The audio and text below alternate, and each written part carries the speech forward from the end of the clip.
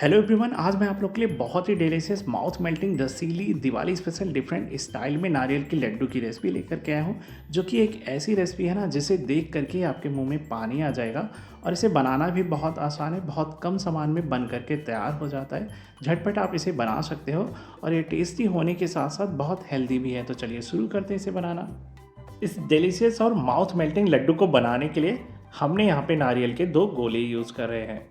अब क्या करेंगे, पहला काम हमें करना है कि नारियल को हमें कट करके 2 भागों में डिवाइड कर लेना है। कट करने से क्या होगा, एक तो ये कद्दूकस करना है क्योंकि हमें इसे ग्रेट करना है, तो ग्रेट करने में आसानी होगी। दूसरा, हमें पता चल जाएगा कि नारियल अंदर से सड़ा तो नहीं है, क्योंकि आजकल मार्केट में बहुत नारियल ऐसे मिलते हैं जो ऊपर से देखने में तो बिल्कुल नॉर्मल लगते हैं और जब कट करके देखो ना तो वो सड़े निकलते हैं। तो लीजिए, हमारे दोनों नारियल ना बिल्कुल एकदम फ्रेश हैं, कहीं से भी सड़े नहीं हैं। तो अब चलते हैं, इसे हम ग्रेट कर लेते हैं। अब मैंने यहाँ पे एक ग्रेटर लिया है, यानी कद्दूकस लिया है। और जैसा कि आप सब जानते हो ना, ग्रेटर में 3 तरह से छेद होते हैं, एक सबसे छोटा वाला छेद और एक सबसे बड़ा वाला और ये सबसे मीडियम वाला। तो जो हमें नारियल को ग्रेट करना है वो मीडियम साइज़ के छेद से ही ग्रेट करना है। ना तो इसे सबसे छोटे वाले साइज़ से करना है, ना तो सबसे बड़े वाले साइज़ से। छोटे वाले साइज़ से करोगे तो थोड़े फाइन टेक्सचर आएंगे और बड़े वाले साइज़ से ग्रेट करोगे तो थोड़े से बड़े बड़े टेक्सचर आते हैं। पर जो मीडियम साइज़ से अगर ग्रेट करोगे ना तो लड्डू का टेक्सचर है वो बढ़िया आता है। तो इसलिए हमें मीडियम वाले छेद से इसे ग्रेट करना है। अच्छा, कुछ लोग करते क्या हैं, नारियल को छोटे छोटे टुकड़ों में कट करके ग्राइंडिंग जार में डाल करके ग्राइंड कर लेते हैं।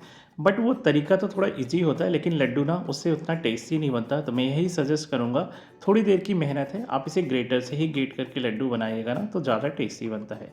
या फिर आपको मार्केट से जो डेसिकेटेड कोकोनट नारियल का बुरादा ले मिलता है ना, वो आपको यूज़ नहीं करना है, क्योंकि उसमें जो उसका जो ऑयल होता है ना वो सारा निकाल लेते हैं, तो सूखा नारियल बचता है। तो इसलिए उससे भी लड्डू उतना टेस्टी नहीं बनता।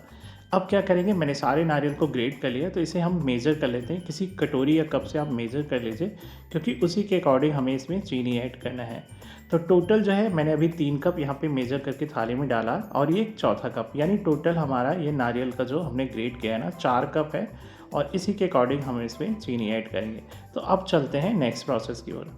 और इसके बाद में गैस को ऑन करके कढ़ाई पैन रख लीजिए और फ्लेम को एकदम धीमे कर लीजिए। फिर मैंने यहाँ पे 1/4 कप कद्दू के बीज डाले हैं और 1/4 कप तरबूज के बीज डाले हैं।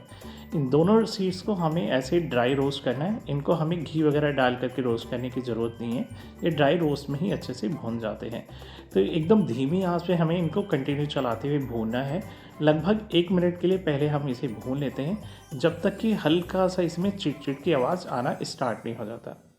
लगभग 1 मिनट हो गया मुझे इसे भूनते हुए और कहीं-कहीं पे हल्की-हल्की चिट-चिट की आवाज़ सुनाई पड़ रही है। तो मैं इस स्टेज पे यहाँ पे 1 टेबल स्पून यानी 1 बड़े चम्मच खसखस के बीज डाला हूँ।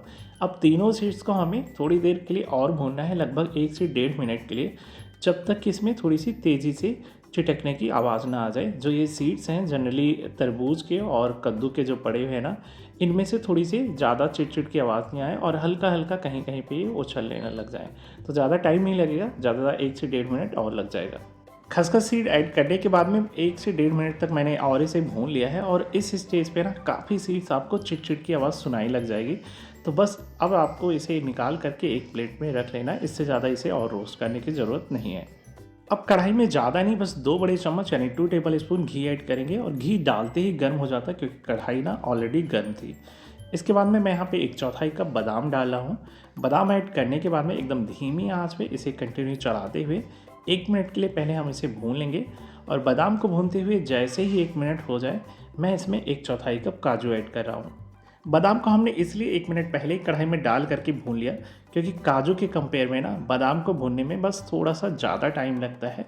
और काजू ऐड करने के बाद में दोनों को धीमी आंच पे कंटिन्यू चलाते हुए 1.5 से 2 मिनट के लिए और भून लेंगे, जब तक कि काजू के ऊपर हल्का हल्का सा कहीं कहीं पे ब्राउन कलर ना दिखने लग जाए।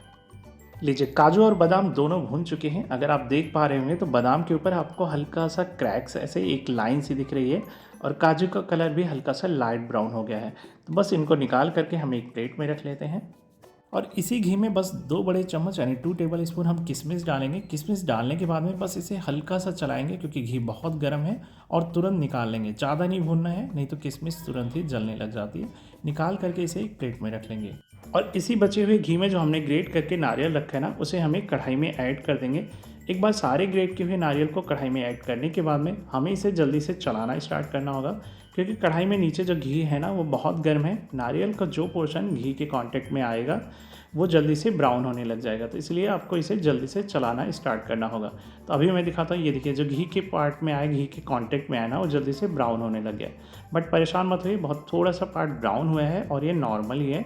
अब आप इसे धीमी आंच पे कंटिन्यू चलाते हुए सिर्फ 2 मिनट के लिए रोस्ट कर लीजिए, जब तक एक नारियल से एक बढ़िया सी खुशबू ना आने लग जाए और इसका कलर हल्का सा चेंज ना हो जाए। बहुत ज़्यादा इसे डार्क नहीं करना है, सिर्फ और सिर्फ आपको धीमी आंच पे 2 मिनट के लिए भूनना है। और इसके बाद में अब मैं यहाँ पे आधा लीटर यानी 500 ml full cream milk add कर रहा हूँ, यानी फुल फैट दूध ऐड कर रहा हूँ। आप चाहो तो लड्डू को और टेस्टी बनाने के लिए ताज़ी मलाई भी यहाँ पे ऐड कर सकते हो दूध के साथ में। लड्डू और ज़्यादा क्रीमी बनेगा और ज़्यादा टेस्टी बनेगा। और अब इसके बाद में इसमें हम चीनी ऐड करेंगे। तो मैंने यहाँ पे 1.5 कप चीनी का यूज़ किया है। वज़न की बात करेंगे तो 300 ग्राम है।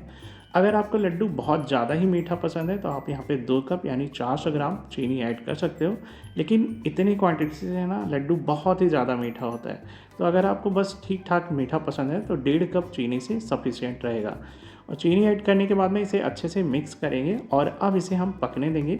फ्लेम को आप मीडियम या मीडियम टू हाई के बीच में रख सकते हो और इसे बीच बीच में हमें चलाते रहना है जब तक कि ये नारियल के लच्छे ना दूध की सारी क्वांटिटी को एब्जॉर्ब नहीं कर लेते।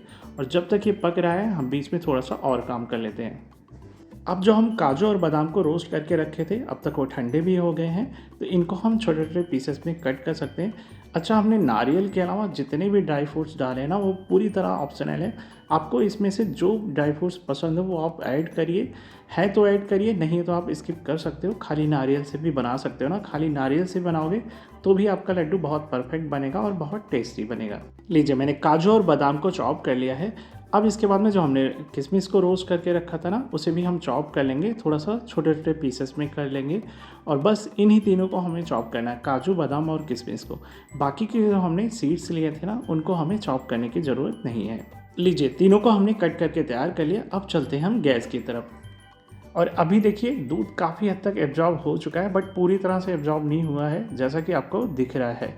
तो इस स्टेज पे क्या करेंगे, जो हमने सीड्स लिए थे ना पंपकिन के यानी कद्दू के बीज, तरबूज के बीज और खसखस के, तीनों को कढ़ाई में ऐड करेंगे और 5-6 मिनट का टाइम और लग जाएगा। तो इस बीच में क्या होगा, खसखस के जो सीड्स हैं ना वो भी थोड़े से सॉफ्ट हो जाएंगे, खाने में हमें मुँह में ऐसे ही दाने दाने से नहीं आएंगे। तो बस अब इनको हमें मीडियम टू हाई फ्लेम के बीच में रख के जल्दी से इनको पकाना है जब तक कि ये पूरी तरह से सारे दूध को एब्जॉर्ब नहीं हो कर लेता और ये ड्राई ड्राई सा दिखने नहीं लग जाता। देखिए, दूध पूरी तरह से एब्जॉर्ब हो चुका है। अब कैसे पचाएंगे, आप इनको हल्का सा प्रेस करके देखिए। ये देखिए, कोई भी इसमें से मॉइस्चर नहीं निकल रहा है ना, यानी ये बढ़िया से सूख चुका है और तैयार हो चुका है। गैस को बंद करिए, आधी छोटी चम्मच इलायची के पाउडर डाल दीजिए और इसके बाद में जो आपने किशमिश और बादाम काजू को भून करके रखा था ना वो कढ़ाई में ऐड कर दीजिए और इसे एक बार अच्छे से मिक्स कर लीजिए। और हमने गैस को बंद कर दिया है। तो चूँकि कढ़ाई में अगर आपको मिक्सर को रखना है तो आपको इसे 1-2 मिनट के बाद में मिक्स कर देना, मतलब चलाते रहना, ताकि कि नीचे का पार्ट कढ़ाई गर्म है तो ये जलने ना पाए। या फिर चाहो तो इनको एक प्लेट में निकाल करके स्प्रेड कर दीजिए ताकि ये मिक्सर जल्दी से ठंडा हो जाए। तो लीजिए, हमने मिक्सर को थाली में निकाल लिया था ताकि जल्दी से ठंडा हो जाए। मिक्सर ठंडा हो चुका है, बस हल्का सा गर्म है। हाथों को आप ग्रीस कर लीजिए। ग्रीस करने के बाद में नॉर्मली आप जैसे लड्डू बनाते हैं जिस साइज़ का ना, उसी साइज़ का आपको बना लेना है। नींबू के साइज़ का सफिशिएंट रहता है, जैसे मार्केट में मिलता है, मैं उसी साइज़ का लड्डू बना रहा हूँ। थोड़ा सा पोर्शन लेना है, एक बार हाथ से प्रेस करेंगे ना तो ये आपस में चिपक जाएगा। उसके बाद में हल्के हाथों से इसे गोल करना है, मतलब बहुत ज़्यादा इसे आपको दबा दबा के बनाने की भी ज़रूरत नहीं है। तो देखा कितनी आसानी से मैंने बहुत जल्दी से बना करके तैयार कर लिया। इसी तरह से आपको सारे लड्डू बना करके तैयार करने होंगे और ज़रूरी नहीं है आप इसे पूरे ठंडा होने के बाद में भी आसानी से लड्डू आप बांध पाओगे, कोई प्रॉब्लम नहीं होगी इन केस अगर आपका मिक्सर ज़्यादा ठंडा हो गया। तो देखिए, इसी तरह से मैंने जो ये मार्केट में जो हलवाइयों के यहाँ लड्डू प्लेट में रखे हुए मिलते हैं ना, उसी तरह से सजा करके रखिए, कोई बता नहीं पाएगा कि आपने इसे घर पे बनाया है। तो लीजिए, बहुत ही डिलीशियस माउथ मेल्टिंग रसीला लड्डू बनकर के तैयार हो गया है, जो कि टेस्टी भी है और साथ ही साथ हेल्दी भी है, क्योंकि आपको पता है इसमें कितने सारे हेल्दी ड्राई फ्रूट्स पड़े हुए हैं। और अब मैं आपको एक बार इसका टेक्सचर चेक करता हूँ ना, तो ये देखिए जिसको देखते ही ना आपके मुंह में पानी आ जाए, इतना टेस्टी ये लड्डू बन करके तैयार हो गया।